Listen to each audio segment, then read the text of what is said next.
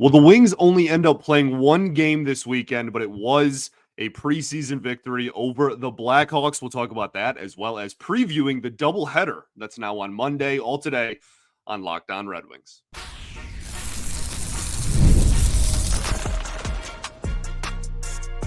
You're Locked On Red Wings, your daily podcast on the Detroit Red Wings, part of the Locked On Podcast Network, your team every day. What is up, everybody? Welcome back to another edition of Locked On Red Wings. I'm, of course, your host, Scott Bentley. Today is Monday, September 30th, 2024. Thank you so much for making Locked On Red Wings your first listen.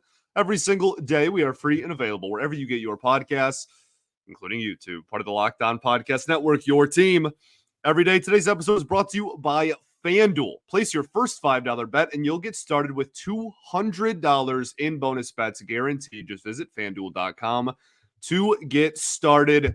Happy Monday, everybody. Hope you had a fantastic weekend. I am obviously missing my beautiful bald co-host. As you all can tell, Brian is off being in love and was married on Sunday. And I made a joke to him at his wedding that I was going to come home from his wedding on Sunday night and then do the show in my attire, in the suit that I wore. Now, obviously, I took the sport coat off, not trying to overheat in my own living space, but it's a red tie anyway. I just figured, I feel like I'm on the news or like I'm a weatherman or something. But we got to get a little more casual with this. I'm not liking how maybe this isn't for me. Maybe, you know what? We ball. We're just going to run with it.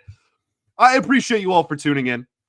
Obviously, as always, the Wings did play this weekend, so it's not like we don't have anything to talk about. They did play on Friday night. Now, that is, of course, one of two games and that was scheduled. There were supposed to be two games played, and the Wings ended up not playing the Pittsburgh Penguins because the Penguins team plane was having mechanical issues. So they never took off, never ended. I'm taking this tie off. I'm sorry. I tried. Okay. I tried. I'll leave the rest of it on. Trust me. I'll leave the rest of it on. I can't do the ties. This is a nice knot though. I felt good about the knot. I'm a big knot guy. I always want my knot in my ties to be really, really large. So only redid it like 87 times before going. So I think there's actually quite a bit to take away from Friday's game. And I think that is because there was quite a blend of youth and veteran presence. 2-0 victory. If I haven't said the score already, that's my fault. But 2-0 win. Blackhawks, they've only played the Blackhawks so far. They've played two games. They've won both, which is great. Obviously, Brian and I recapped the game, the first preseason game at the end of last week. And yeah, this one was kind of upstaged a little bit by the Tigers clinching a playoff berth right across the street there. But still, again, a nice game. And I really do think that there is quite a lot to take out of said game. So let's get into it. I think I'm literally just going to free fall this and just, observations I had over the weekend. If we want to do the show in the format that Brian and I usually do, difference makers and whatnot. I think biggest difference maker was honestly, I don't know. I kind of go back and forth. I think you could do goaltending, right? I think that's a pretty easy one anytime there's a shutout, but I really think the defense played really well. And that is such a hot button conversation for this hockey team going into the year, right? Like we talk so much on here, Brian and I, about the blue line. And I think, I don't know. I don't want to speak for him. I think he's higher on the blue line than I am. This is a legitimate concern for me, right? Ben Sherratt, first pair, was better last year. I'm not sure there's too many bona fide playoff teams that would put Ben Sherratt in their top pair, right? And obviously you have Seider, and that's the franchise, right? That's one of the guys that you are building around. So he would be on any playoff team's top pair, just about, right? So, I'm not trying to say it's all just garbage, but, Ben Sherratt being half of your top pair, I almost said Jeff, Dan Petrie, being half of your second pair and the other half of that second pair being a rookie. And then the third pair being what? A revolving door of 4 different players? Like, I don't know. I think that this is a much bigger, maybe concern isn't the right word, because that would imply that it is like for sure going to be bad. And that's not what I'm trying to imply. But I do have serious reservations and hesitations when I discuss the blue line, right? I mean, I really, I think that is a position that was so clearly one that needed to be addressed this offseason and just kind of wasn't. And I think that is going to, it'll be interesting to see how it unfolds. I think, you're deep there, obviously, right? You have the depth. You have 8 guys, 8 skaters currently on your blue line as it stands right now on September 30th. We'll see if that lasts through the preseason. But so, if somebody is struggling, you got plenty of other options to fill that void. But there is no guarantee that more than, 2 or 3, 4 of these guys are going to be solid, legitimate, worth their spot in the lineup type of players. So, that all being said, I know I just rambled and yapped about how concerned I was for the blue line. This was not the NHL 8 that we are going to. That's a sick nickname, the NHL 8. It's like a rap group. But this was not the NHL 8 that is going to be on the roster on opening night, right? You saw a decent revolving door again, and you also saw some younger players that were in there. And then, TJ Brody played, right? Like you had Isaac Phillips, like you had some just kind of the revolving door at the bottom there. But this was a good look at Chiarot and Seider. I thought that they played a really good game, which if this blue line is to keep its head above water and is to be really solid, it's going to have to be because of 2 things. One is Chiarot is a top pair defenseman again and is really good with Seider. And 2 is Edvinsson is legitimately one of the better rookie defensemen. He's not a rookie this year. He doesn't have rookie eligibility. You get my point. One of the better young debut defensemen in I don't want to say in the entire NHL. Maybe that's like too fortuitous of me to say, and they can still be a good defense without him accomplishing that. But they're going to need those 3 to play really well if they want this blue line to be as good, at worst as good, if not take a step forward and improve from last season with a large amount of the same players coming back. So that'll be something to keep an eye out for. I think there's a lot of players that stood out on the other end of the ice too. And I don't necessarily mean just purely offensively, but we've talked so much on this show as well about the defensive mindedness of the forward group and how Lalonde's system literally does not operate if you don't have buy-in defensively from your forwards. And there was one line specifically in this hockey game that I think was super apparent and was kind of the highlight of the game. And maybe I shouldn't say the highlight. It was the highlighted line, right? It wasn't all sunshine and rainbows necessarily. However, I think it was probably the most talked about line in this game, and that is Bergeron taking Kane's spot in the presumed opening night second line. So it ended up being Vlad, Kampfer, and Berger.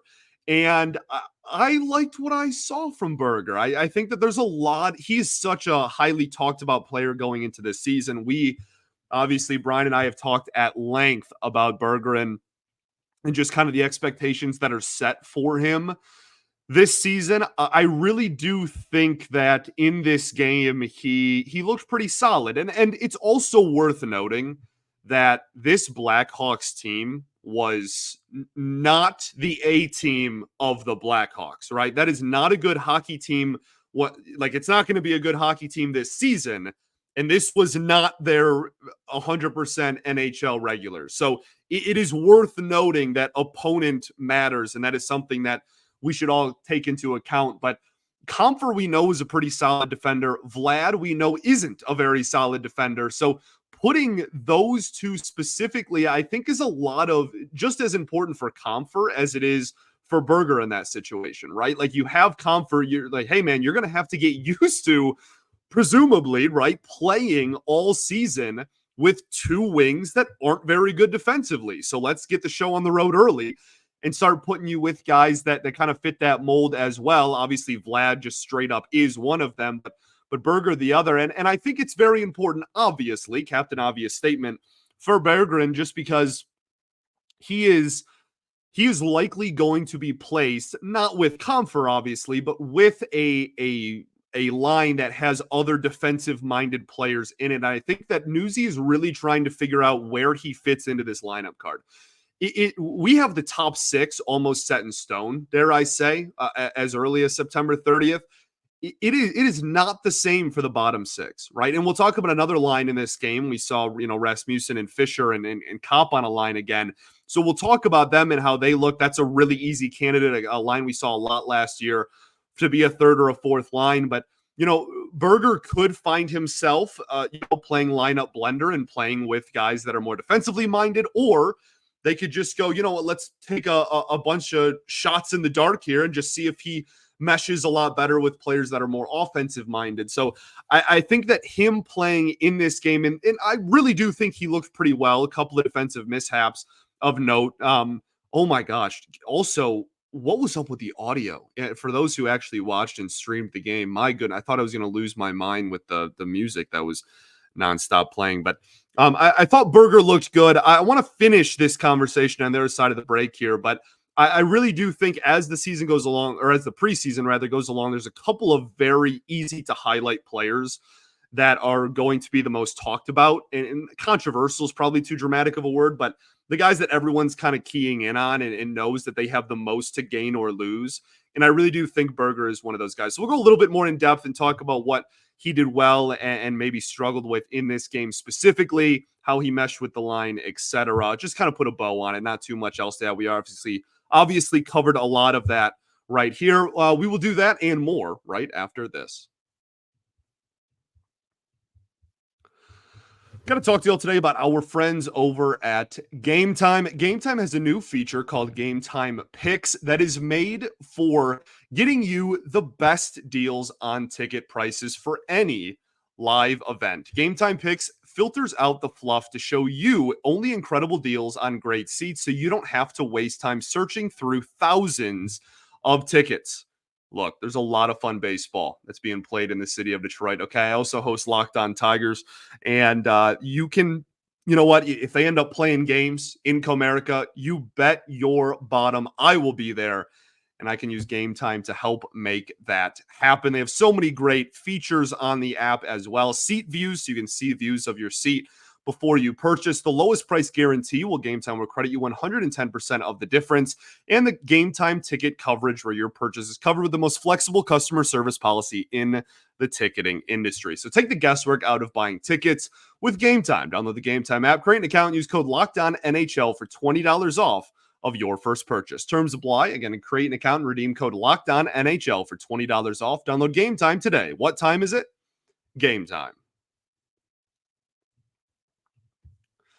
All right, everybody, welcome back here. Segment 2, Locked On Red Wings. Appreciate you all for tuning in every single day. The everydayers that do tune in, even when Brian is gone and you have to deal with me for 30 uninterrupted minutes. I apologize. If you're not used to me rambling for 30 minutes on my own, aka if you don't listen to Locked On Tigers, we're going to get through the next few days here. All right, we're going to keep the show on the road. We're going to talk some Wings hockey, and I miss Brian too. I promise. And if I am not up to par because, my fantastic co-host is not here, then I assure you it won't be too terribly long before he is back. But again, I really do think that there is quite a bit to break down in these preseason games, especially as we get closer and closer to the regular season. Oh, I can't wait. I just can't wait. Like this really reminded me of how much I can't wait because like beating the Blackhawks is just so beautiful, right? Like it was a preseason game.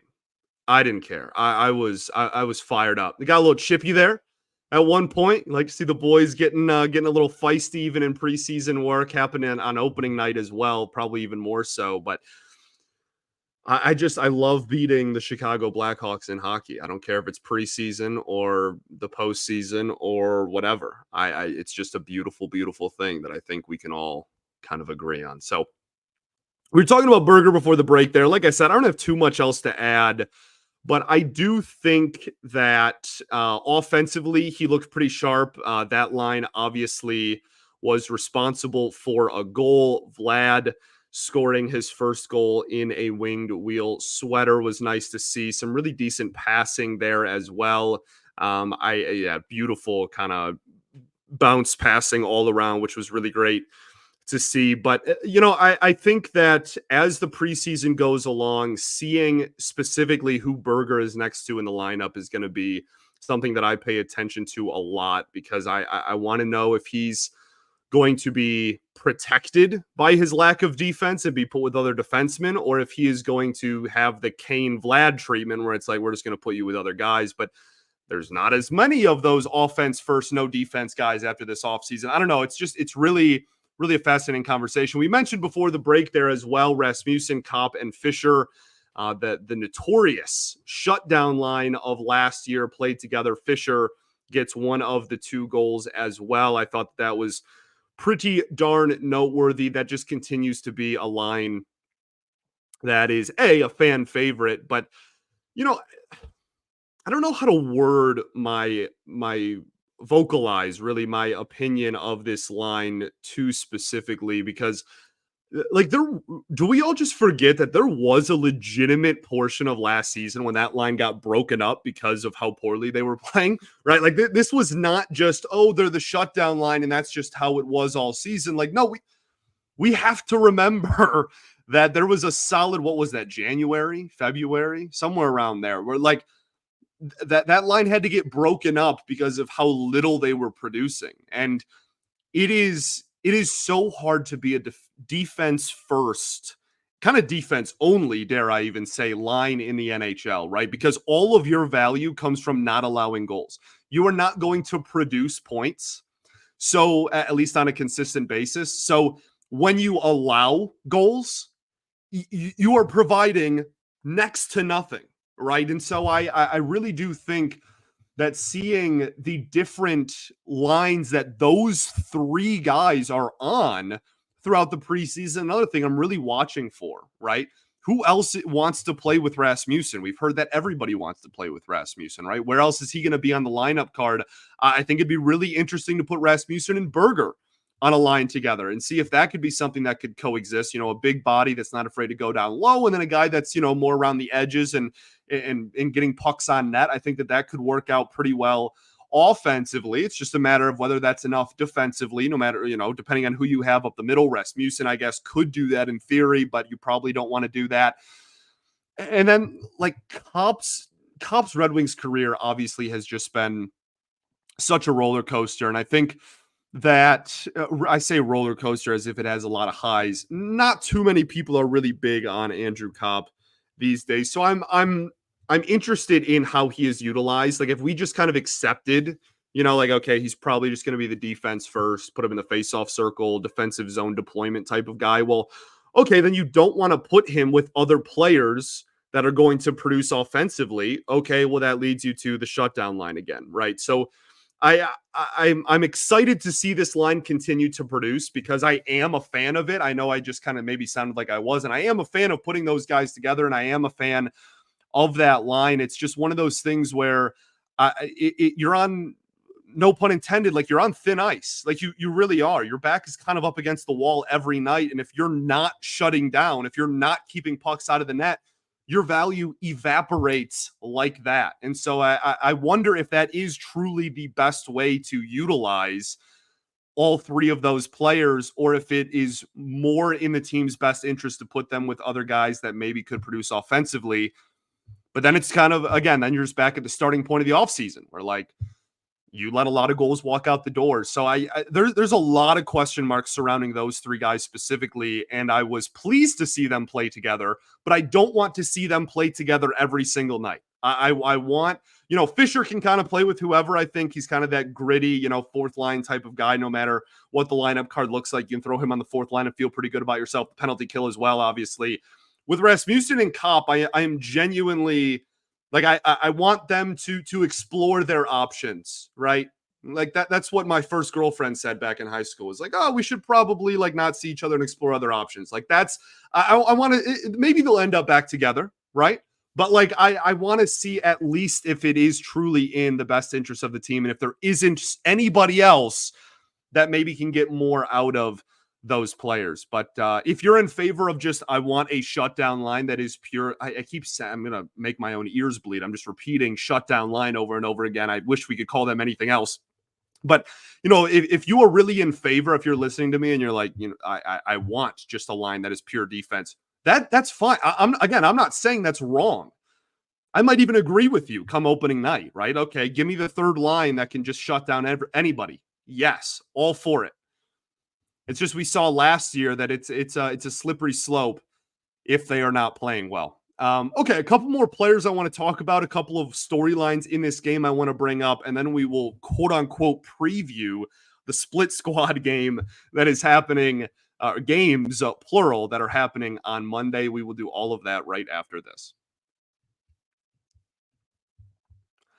Got to talk to y'all today about our friends over at FanDuel. Hey, NFL fans, you can start the season big with a return on FanDuel, America's #1 sportsbook. So when you get a hinge in the middle of a game, you can check out the latest stats, view live play-by-play, and so much more, all on the same page where you place your bets. You'll get started with $200 in bonus bets, guaranteed when you place your first $5 bet. That's FanDuel.com. All right, everybody, welcome back here. Third and final segment, Locked On Tigers. Oh, I did it. Dang. You know, I was really hoping that I wasn't going to do that. So obviously for Locked On Tigers, I am the only host over there. So when I drive a show, I am so used to saying Locked On Tigers. And I've been telling myself all day, I was sitting in Brian's wedding and I was like, yo, when you record tonight, say Locked On Red Wings, say Locked On Red Wings. I'm so disappointed in myself that I flustered here at the very end. Welcome back to Locked On Red Wings, the third and final segment. So a couple other noteworthy performances, I think, from this game. Nate Danielson getting a lot of playing time. It's a beautiful thing. And he was kind of the talk of the weekend. Weirdly, he didn't really stand out too much in the score sheet on Friday's game, but it was a low event hockey game, so not too many people did. But you know, he played a lot on special teams, which I thought was noteworthy. Guy that played on power play and on penalty kill and on even strength, which is beautiful, right? Like that's what you want him to become. You want him to be that all-around player that you can put up the middle. I wonder if I wonder about the plan to get him to the NHL very, very often. It is something that is on my mind pretty much anytime I'm thinking or talking about the Red Wings, because he has impressed so much lately and has just been such a rising star through. And like he was a very high draft pick. Obviously, I'm not saying he came out of nowhere necessarily, but he has been such an impressive prospect so far. And it only seems like as he ages and matures and also gets a little bigger that the hype just continues to grow. And so I wonder if they are set on, we are not going to call him up until we can try him in a legitimate NHL role up the middle, or if they're a little bit more flexible with that. And if they're like, you know what, we don't mind putting him in the wing. Like he just looks like such a good skater, man. Like that's really the biggest thing. Every time I watch him play, he looks so strong and confident and quick out on the outside. And I think that they're like, I really just think he could be a dang good winger. And I don't think long-term, obviously you want him to play up the middle. That would be the goal, and that would be ideal, right? In no way, shape, or form am I saying that you like move him to wing permanently and that's what you do. But if you were to tell me, you know what, early in his career, to get a call up this season, we're going to move him to the wing, give him some power play time. And then once he gains a little bit more muscle, gets a little bit bigger, gets some NHL experience, whatever, then we'll slide him to the center position like we've seen with so many players in the NHL over the years. So I was just really impressed with him. He kind of got the lineup blender a little bit, played with a few different cats down there, but I really liked what I saw from him, and I'd imagine that we will continue to say that on here.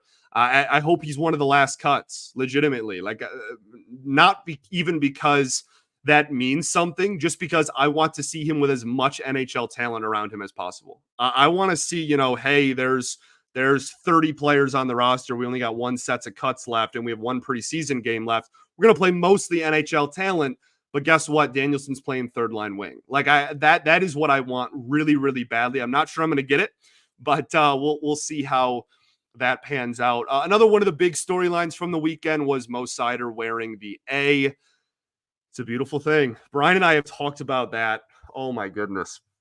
An embarrassing amount, to be honest. We have done so many alternate captain episodes. So many. Oh my goodness, so many. Over the last just like 16 months, year and a half, we've done so many of those. And I think that seeing Mo wear the A, the fan base kind of was like, oh, it's happening, right? He's just such a clear and obvious candidate. And I think that there's already so many players that look up to him and lean on him and treat him as an anchor of this team. The guy hasn't missed an NHL game yet, and he leads the team in hits and he leads the team in block shots. And he's going to play in pretty much every situation.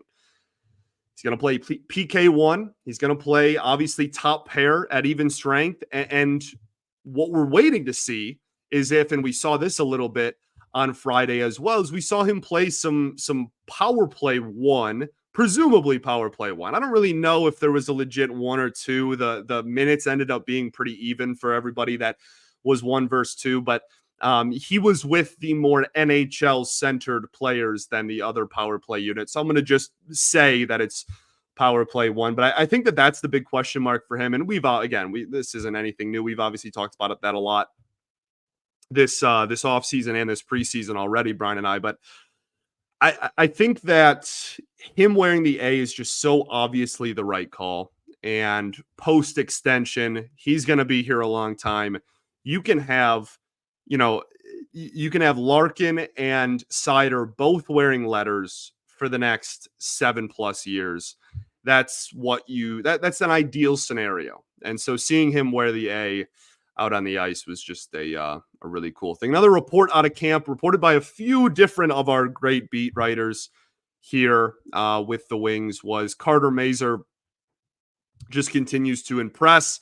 I think the exact quote from Newsy was, he is noticeable in camp. And that continues to be one of the biggest storylines we talk about on this show, right? That's one of our favorite things to talk about is, what are the odds Carter Mazur makes the team? And I am excited for the next preseason game he gets to play in, because I think every game, all of my attention, I shouldn't say all, a lot of my attention is going to be on him, because I think of all of the young players, he probably has the most likely chance of making it because of his presumed role on the team. So we'll see how that goes.